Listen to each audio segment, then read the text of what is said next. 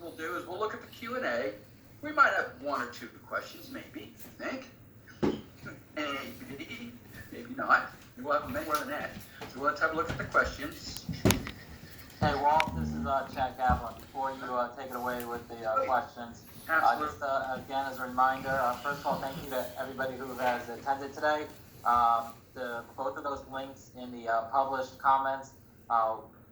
The first link, I believe it was sent around 2:32 this afternoon, is to schedule a complimentary session with FBE. So you just go to click on that link to provide feedback and to insert contact information. And the second link that I provided, it's for an office.com website link. Non-CCON users, you may or may not be able to access it, but please try anyway. And that link, it's a very short survey, just a few questions. We'd love to get any feedback, what you thought about today's session. Any feedback, positive or negative, we appreciate it all. This is the first time that we're doing this on MS Teams. So definitely, I'm sure there's things that we can do to improve this course offering. Paid to be at this? When hopefully we offer it again. I took leave. No. With that, I'll turn it over to Walt. Walt, did you want me to I read could the have questions this put time, it or in did as you want to go training, through but how you want to do this? You can read the question. The first one is, does the credible service between permanent term and temp employee?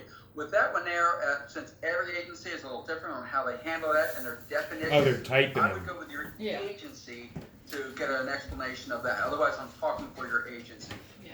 Robert Payton asks, he says, I think the explanation implies the 0.8 number funded completely is misleading since the government employees contributes also 0.8.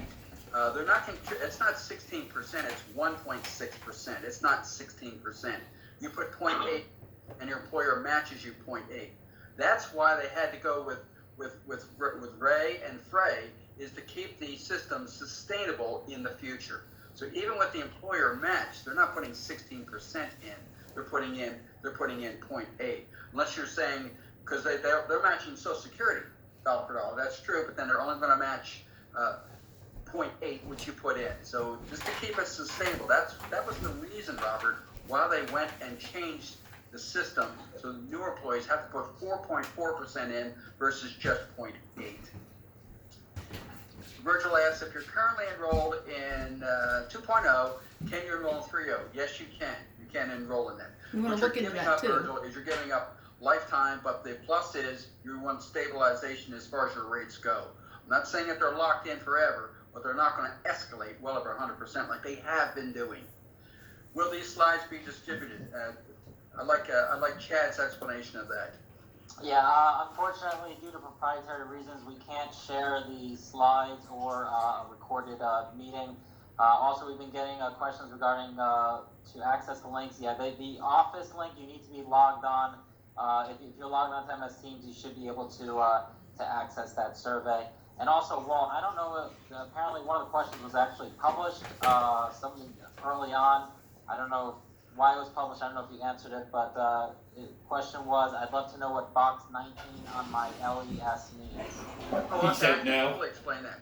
On your leave and earnings statement on The block slides 19, aren't. that is at 0.8 or the 3.1 or the 4.4. They don't want anybody coming back saying, yeah, we agreed to this. System.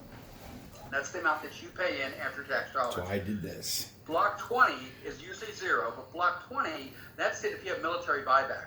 That's where your military buyback starts to accrue. That number will go up as well. So there's always a number that increases every pay little by little by little. So it accumulates in value. Make sense? Okay, anonymous. I was okay, So, Walt, just as a heads up, not only we can read the questions, so I don't know if you want to read the questions out loud or you want me to read the questions out loud and then answer them. Yeah, okay, you can read them out loud. That's the good. next question here, I was a term and temp at some parts of my federal employment and paid into FERS. Do these years go towards my retirement years? Yes, they do. As long as you're going to get some benefit from that. So it won't be 1%. Hey, But you're not going to lose. I gotta get You're gonna moving some because benefit. there's a If you slide. took the money out of the retirement system, you're going to get that benefit. about this being COVID, a bunch of tax stuff that changed. I need to get that QDRO done ASAP. Todd Morris, I was saying there will always be a benefit. I know we get scared a lot of times when we hear some of the political, uproar. I'm not saying I like these. They're in Bel Air. They're okay, The reason being is but I gotta believe it's 60 better. million people are dependent on Social Security. So they're a company Now, that on your does. paper, if you look at a Social Federal. Security statement, it says in the year of 2034 or 35, you're only going to be able to pay 80 cents of the benefit.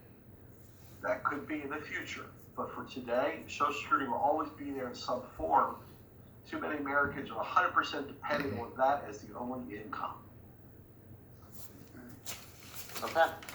Next question. Figuring pension, the 1.1% benefit for over 20 years of service, is that computation first 20 years at 1% and then additional years over the 20 at I still have to 1.1%? be sitting with somebody to go. All What do I do? years over 20, Just tell every me what I year, do. What do I including the check? 20, Check. are now computed at the higher rate. Every year. So it wouldn't be 20%, it would be 22%. I'm assuming that's for individuals over 62. You have to be over 62. Okay. Next question. What is the effect of TRICARE on FEHB and Medicare? All right, I'm not. Yeah, I don't. These are individual So you have all questions.